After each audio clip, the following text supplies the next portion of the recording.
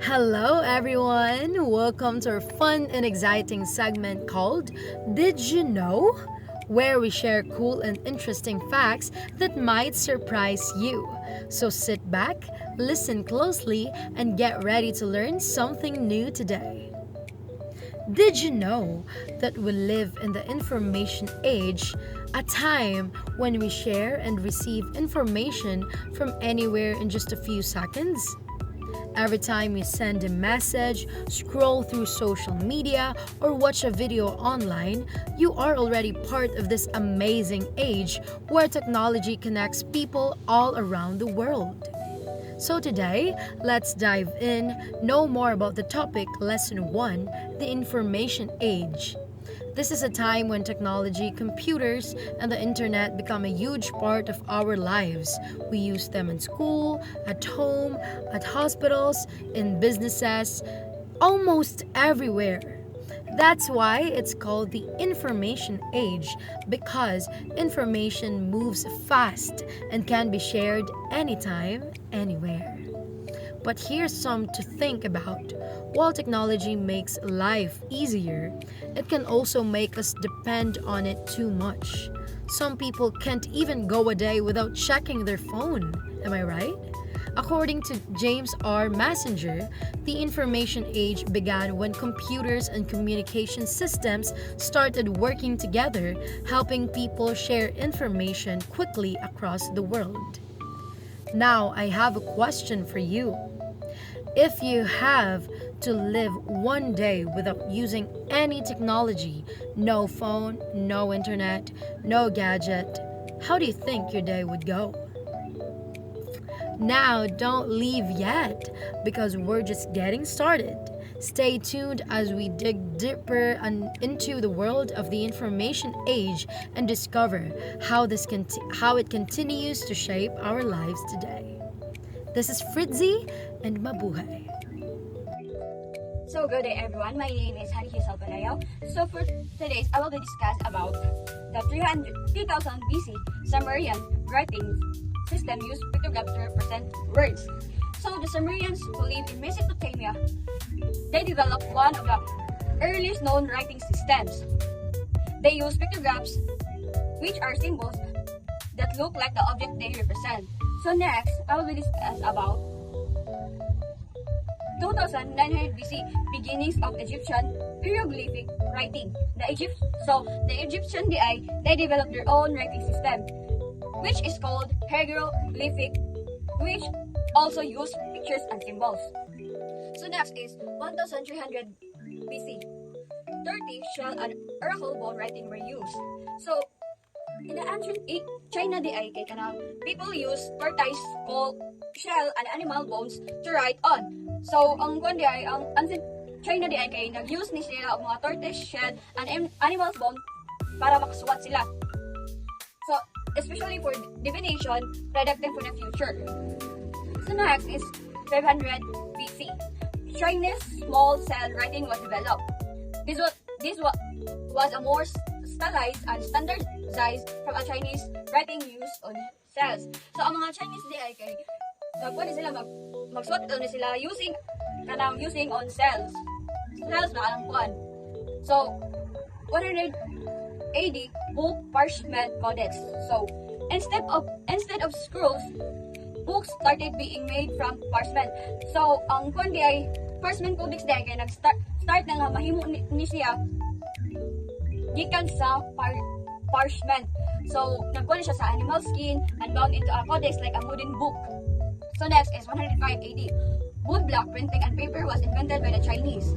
So ang Chinese mo ang nag-invented para sa duha ka buok nga paper and woodblock printing, which allowed them to create multiple copies of text and images. So next is 1455. Johannes Gutenberg invented by the printing press using movable metal type. So siya din na ang nagkuhan sa printing press, use individual metal letters that could be arranged and reused to print pages. This invention revolutionized printing in Europe. So it made books much cheaper and more widely available. So next is 1802, the Library of Congress was established. So the Library of Congress is the National Library of the United States. So ang the Library of Congress is the National Library of the United States and one of the largest libraries in the world. So next is 1824, Research on Persistence of Vision published. So persistence of vision is the phenomenon where our eyes continue to see an image for a fraction of a second after it disappears. So that's all, I think. Did you know in 1861 motion pictures were projected onto a screen? The first moving images were projected showing continuous motion for the first time. This started the film industry and revolution how stories and information could be shared visually. Did you know in 1876 Dewey Decimal System was introduced? Melville Dewey created a system to classify and organize books using numbers. It allowed for efficient library organization, improving access to knowledge and researches. Did you know 1877 Edward Muybridge demonstrated high-speed photography. Muybridge used several cameras to capture motions step by step. His experiment laid the foundation for motion pictures and scientific study of movement. You know, 1899, first magnetic recordings were released. Sounds were recorded magnetically on wires or tapes for playback. This invention became the basis of audio recording and digital storage used in computers today. You know, in 1902, motion picture, especially effects, were used. Filmmakers began experimenting with editing, visual effects, and movies that allow for creative storytelling, shaping modern filmmaking and entertainment. Did you know in 1906, Leif de Forest invented the electronic amplifier tube?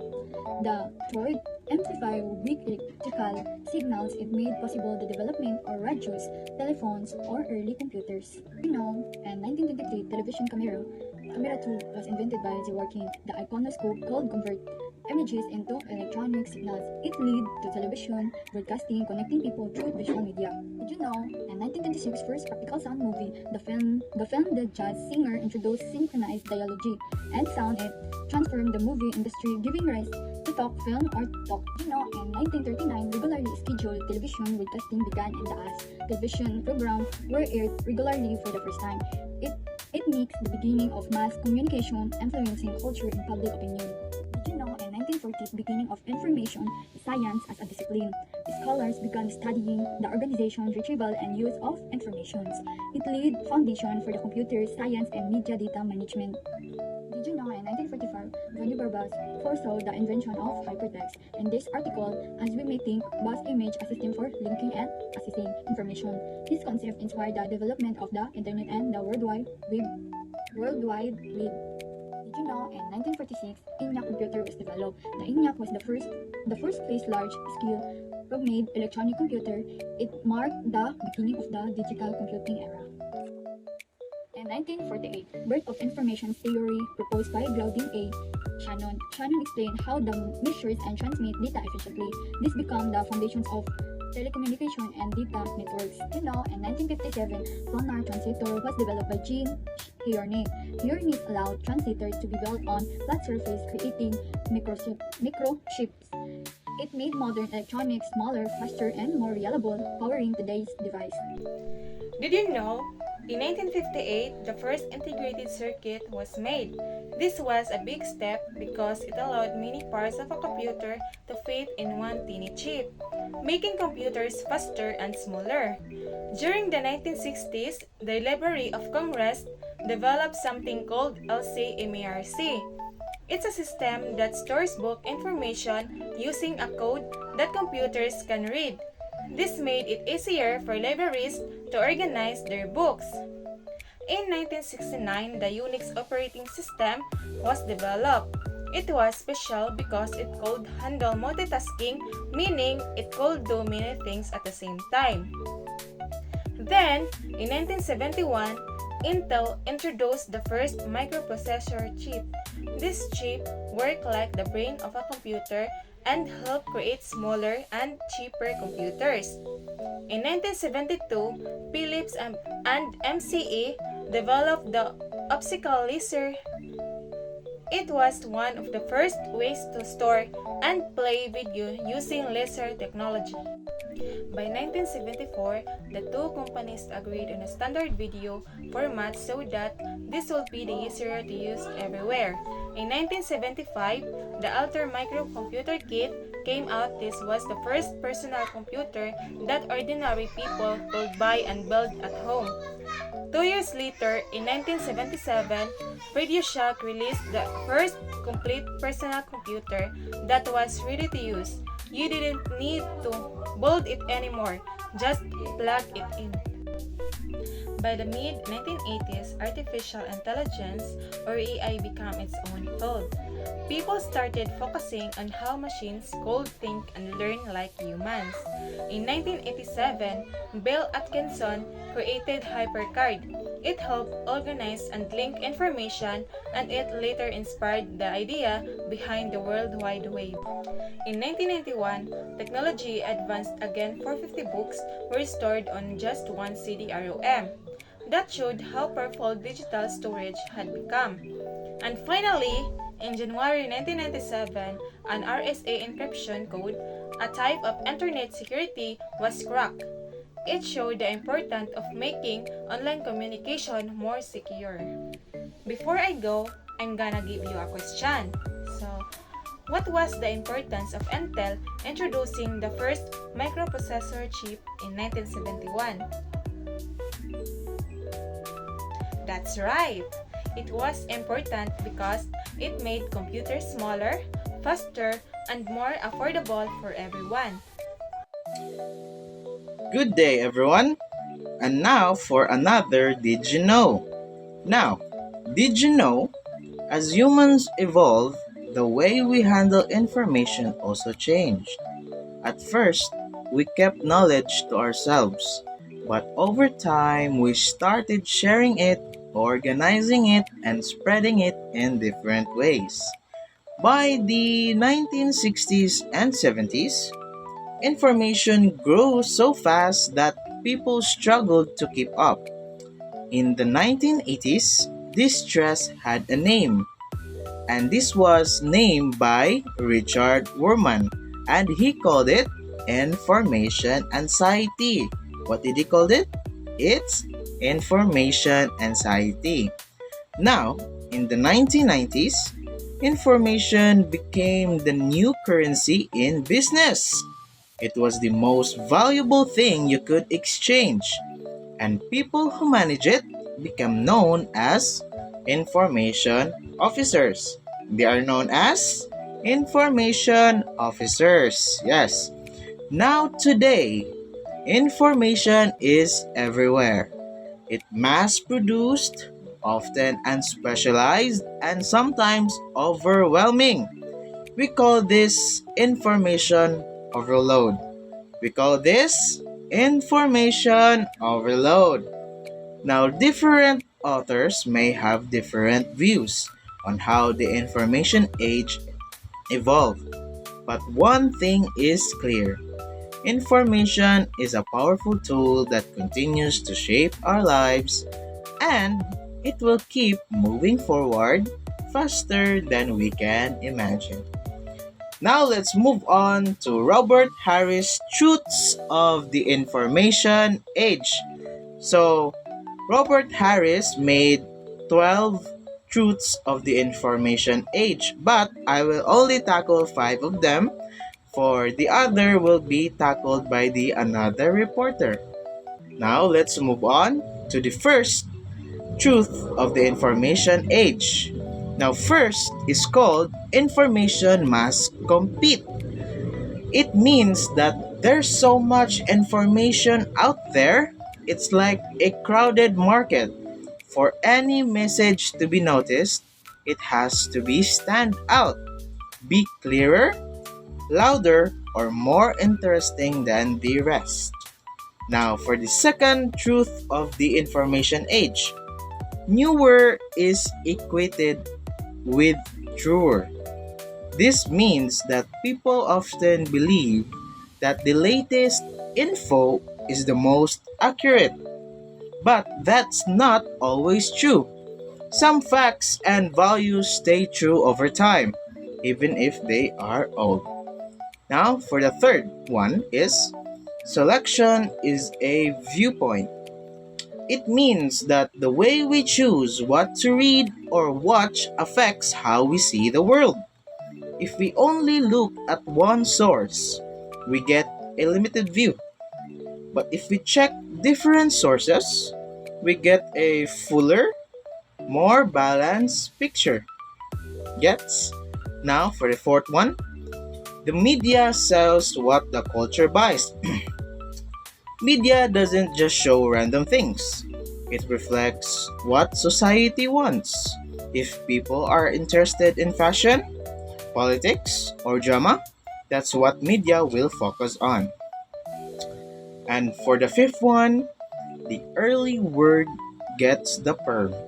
It means that the first report on a topic often shapes what people think about it. It sets the tone, the language, and the attitude. That's why early coverage matters.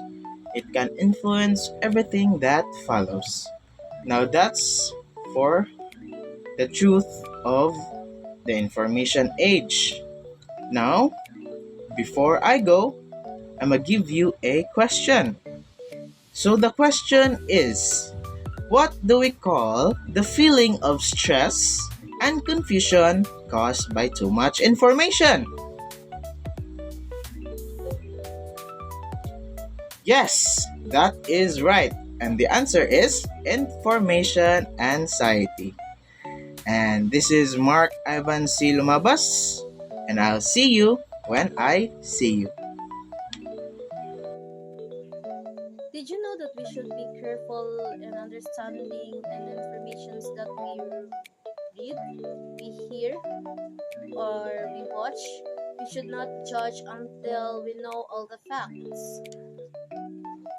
Because people always craves for news, exciting stories, and secrets. That is why false information often spreads. The presence of media also change how people act and what become news. Every ideas can be seen differently. Some are agreeing and some are disagreeing. Each type of media highlights certain things like television, focusing more on visuals. So in the end, truth is really hard to find because there's a lot of informations that are more biased and filtered. So we must always search for what is true and real. So before I go, I'm gonna give you a question. So why should we think carefully before believing on what we see online? That is right, because not our informations online are true, some are filtered or biased. This is Janelyn. I'll see you when I see you. Before I go, I'm gonna ask you something. Who describe and explain about the types of computers? Okay, that's right. It's US History Org 2017. Did you know computer is an electronic device that stores and processes information and follows step-by-step or process-by-process instructions to solve problems and helps people work, study, and communicate easily. Personal computer or PC is used by one person and is smaller than large computer used by companies and is made for personal use. A desktop computer stays in one place, like on a table, and is powerful and has more storage and features than portable computers. A laptop is small and portable computer. It runs on a battery and can be carried anywhere for work or study. Personal Digital Assistant or PDA is a small computer with a touchscreen instead of a keyboard. It is light, easy to carry, and used for notes or schedules. Server is a powerful computer that shows information and services with other computer on a network. Mainframe is a very large and strong computer used by big companies to handle many transactions or data. Wearable computers are small devices like smartwatches or glasses.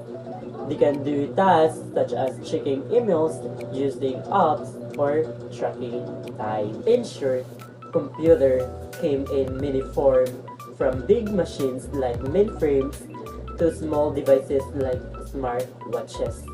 No matter their size, all computers help people process information and make life easier. This is really new Anuwingu Kabigun. I'll see you when I see you. Thank you.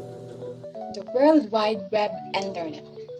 Did you know the origin of the Internet is traced to Claude Shannon, an American mathematician considered the father of information theory? The Internet is a worldwide system of interconnected networks for data transmission among computers.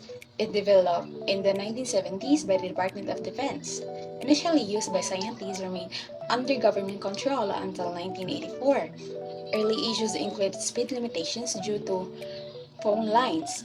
Fiber optic cables and faster microprocessors improved these. Sergey Brin and Larry Page created Google in 1998, now a popular search engine.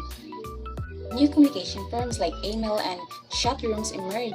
Companies utilizing digitized information became valuable, creating wealthy figures like Bill Gates, Steve Jobs, and Mark Zuckerberg. Critics noted the internet created a technological divide and impersonal communication.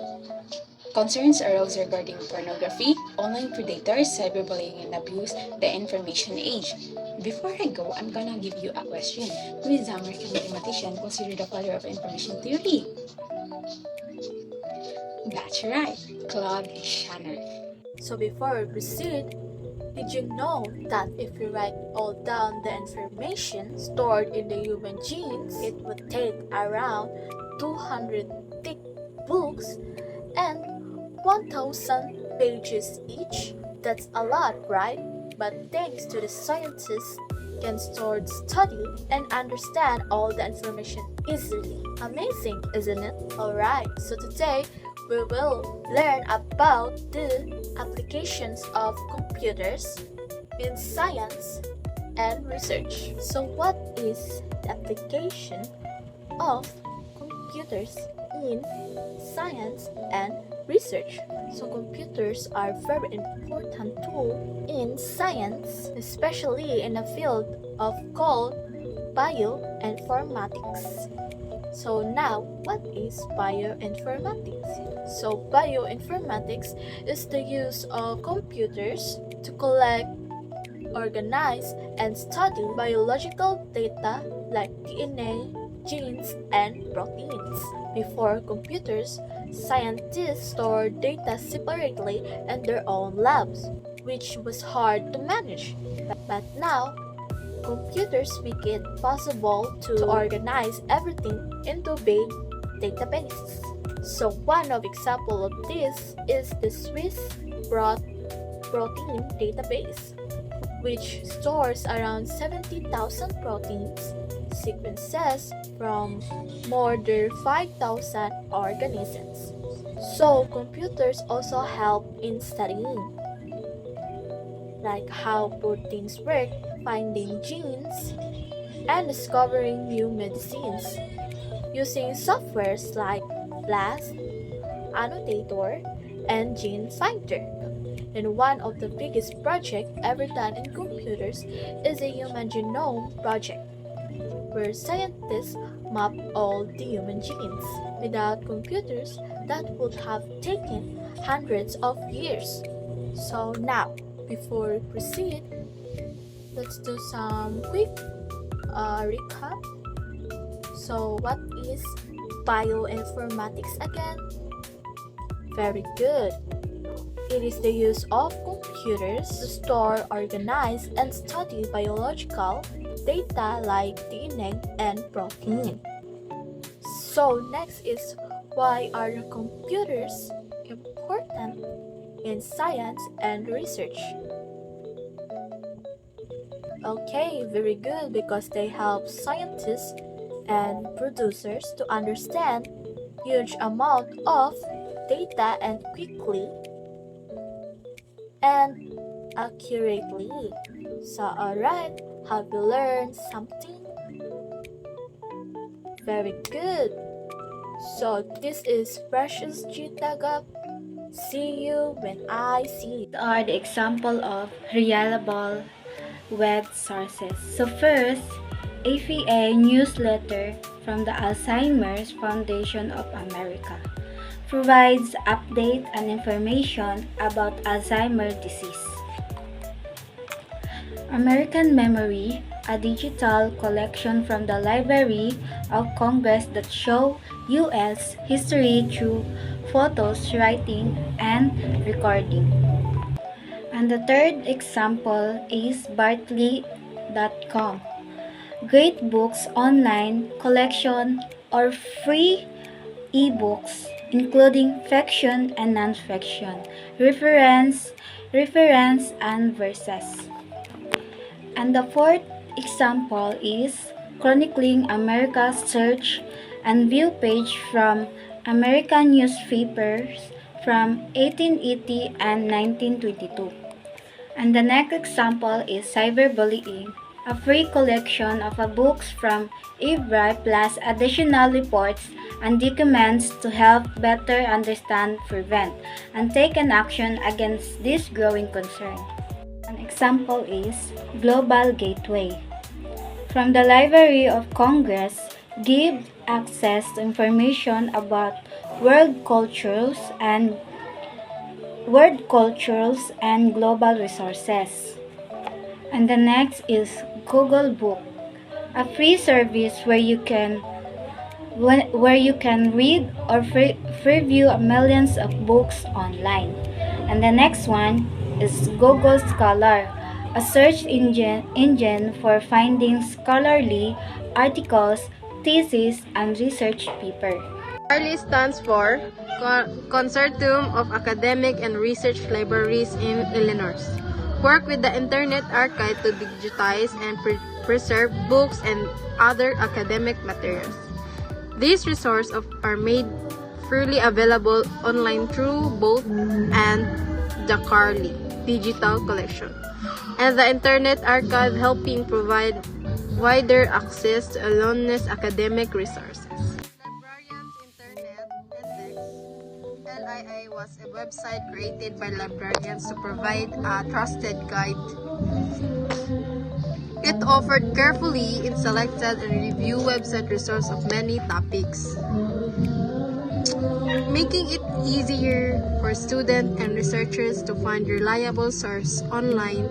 Each link includes a short description written by a librarian. The project later became a part of IPL2, a component of Internet Public Library. The Librarian Internet Index, although the original is no longer active, it played an important role in promoting safe and accurate online research. Maps are visual representation of the Earth's surface that show the location of places, landforms, and features. They help people understand geography negative from one place to another and study spatial relationship between areas, maps, and display information such as road, borders, climates, and people. There are many maps showing mountain, rivers, and boundary and thematic maps showing specific like weather or population. Overall, maps are essential tools for learning about the exploring this world. Nation Master is an online database that provides statistics and information about countries around the world. It gathers data from reliable sources such as the United Nations, World Bank, and government reports. Users can compare nations based on population, economic, education, health, and many other categories. For nursing site, this website that provide information, search, and support nursing students and healthcare professionals. This site often includes study material, medical articles, nursing care plans, and update of health practice. Some population example include the nursing.com and all that's in registered nursing organization. Project Gutenberg is a free online library. It looks like an IPL library that offers over 7,000 digital books that anyone can read or download. It focuses on classic literature and works that we are public domain, meaning their copyrights have expired, founded by Michael Hart in 1987. Is an online educational platform offering engaging humor study materials for student and teacher, founded in 2008 by Ellen and David Smough. Smough aims to make learning more accessible and enjoyable through it with conversation content like this. And then this is an example of Smough. Okay. Master is an online database that provides detailed statistics and information about the United States, including its individual states. It allows users to compare states based on topics such as population, economic, health, education, crime, and government. The site present data using charts, graphs, and maps, making it easier to visualize difference and trends. StateMaster is a useful tool for students, researchers, and anyone who wants to quickly access reliable state-specific information. Let me ask you, what is the meaning of IPL? Okay, very good. IPL stands for Internet Public Library. Thanks. Did you know the virtual reference to online service provided by libraries or information centers that allows users to ask questions and receive help from librarians or information specialists in real time. This can be done through chat, email, video calls, or Instagram. In short, this is a virtual learning, like through calls and then through video call and then send a PPT, and it's specifically used for student research and anyone needed quick and reliable guidance from trained libraries professionals. The information age has transformed the way we live, learn, and connect with one another, from ancient symbols to powerful computers and the internet. Information has become the heartbeat of modern society. Yet, as we enjoy the speed and convenience of technology, we must also be wise and responsible in using it. The true power of information age lies not in how much we know, but in how we use what we know to create positive change.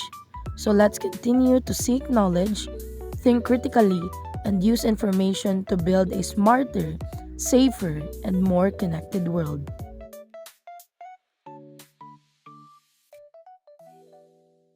Thank you so much for watching, and I hope you learned something about our topic for today. Have a great day!